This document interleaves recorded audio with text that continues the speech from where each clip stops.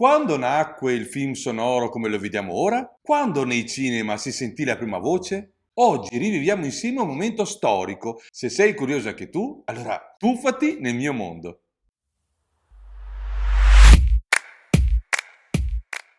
Ciao, io sono Dandy Dan e faccio il comico visuale. In questo canale ti parlo della comicità, dei suoi personaggi, le tecniche e i suoi quesiti.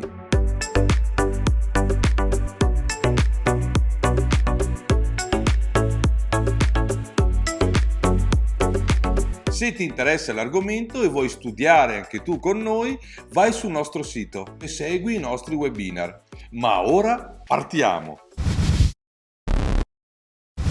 Il 1927 è una di quelle date da imprimere nella memoria perché nella storia del cinema è lo spartiacque che separa il film dal muto al sonoro. Sembra un'innovazione banale vista da un secolo dopo, in un'epoca in cui la tecnologia ci permette di fare cose fino a poco fa inimmaginabili.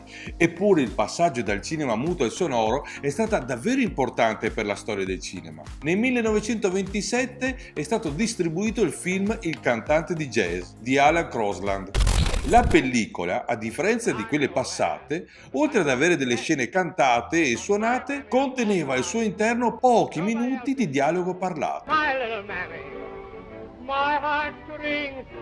Fino agli anni 20 i film, oltre ad essere muti, quindi non parlati ma con didascalie, non avevano una colonna sonora. O meglio, l'accompagnamento musicale veniva fatto da una piccola orchestra che suonava dal vivo, in sala, ma il cambiamento era dietro l'angolo. Sin dai primi anni del Novecento iniziò la battaglia dei brevetti per introdurre il sonoro nel cinema. I primi inventori a creare dei sistemi funzionanti furono un italiano, Giovanni Rappazzo, a cui la Fox rubò il brevetto.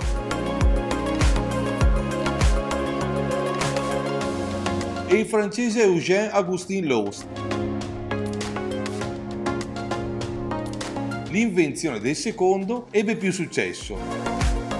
Gli bastò includere sulla pellicola, accanto alle immagini, un ristretto fascio di luce, indispensabile per registrare il suono direttamente sulla striscia. Quindi senza bisogno di qualcuno che suonasse dal vivo i film che avevano voce e suoni. Ma mentre Il cantante di jazz viene considerato il primo film sonoro, c'è da dire che il primo film interamente parlato fu Light of New York di Brian Foy l'anno dopo. Non tutti gli attori furono in grado di sostenere il cambiamento e di cavalcare l'onda del sonoro. Molte star del cinema muto furono licenziate dalle case cinematografiche perché non abbastanza fonogeniche. Molte celebrità di prima grandezza non furono capaci di adattarsi al nuovo modo di recitare e nel giro di pochissimi anni sparirono dal grande schermo. Al contrario, alcuni giovani interpreti seppero approfittare di questo cambiamento, emergendo come nuove star del nuovo cinema. Bastò davvero poco tempo perché il cinema muto morisse e quello sonoro diventasse l'unica forma accettata dal pubblico. Le due star più importanti del nostro genere negli anni 10 e 20 erano Charlie Chaplin e Buster Keaton. I loro film erano caratterizzati da gag fisiche divertenti. Ma il loro successo durante l'avvento del sonoro prese strade completamente diverse. Per entrambi fu molto difficile il cambiamento, ma la loro genialità li sollevò e si salvarono dal precipizio che molti altri subirono. L'abbandono della formula del cinema muto è stato inizialmente visto come uno sbaglio, perché negli anni 20 aveva raggiunto il suo apice qualitativo.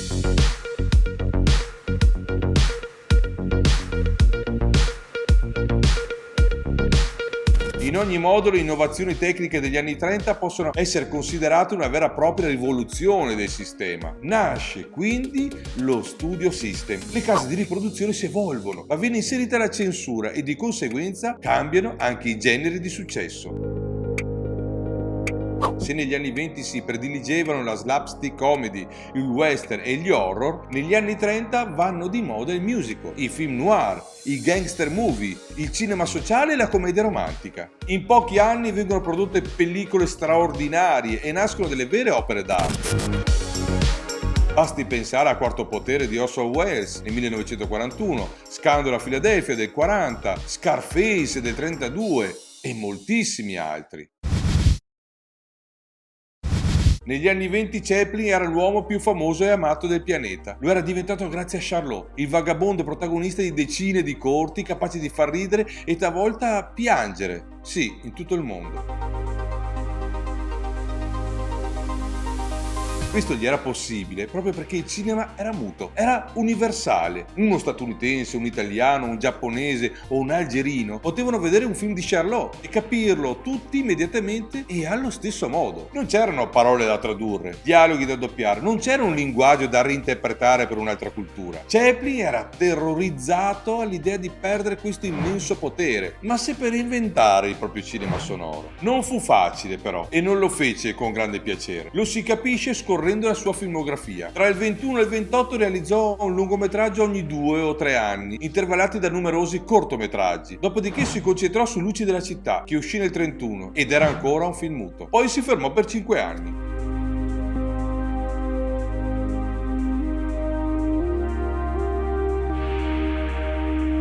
Chaplin sapeva di non poter spingersi oltre. Il mondo voleva le parole e ormai un altro silent movie non sarebbe stato vendibile. La sua battaglia contro il sonoro andava portata su quello stesso livello. Fu così nel 1936 nacque Tempi moderni, il primo film parlato di Charlie Chaplin e forse uno dei suoi più grandi capolavori. Ciò che si nota subito vedendo Tempi moderni è che il primo film sonoro di Chaplin è in realtà in buona parte muto. Fino alla scena della canzone non sentiamo alcun personaggio parlare direttamente e la comicità di Chaplin è la stessa di tutti i suoi film precedenti.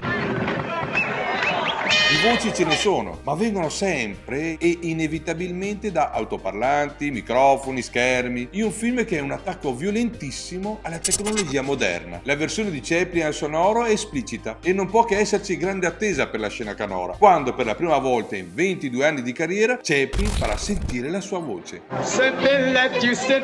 Era scaltro, intelligente e arguto e sapeva sorprendere. Normale che sia entrato nella storia della comicità, perché sapeva il suo limite e coglieva il momento giusto per non bruciarsi.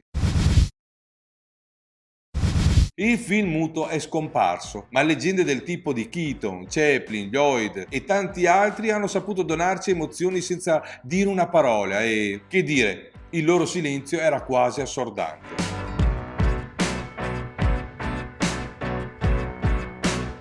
Ti consiglio un gruppo su Facebook da visitare per rivivere giornalmente tutto quello che non vediamo più.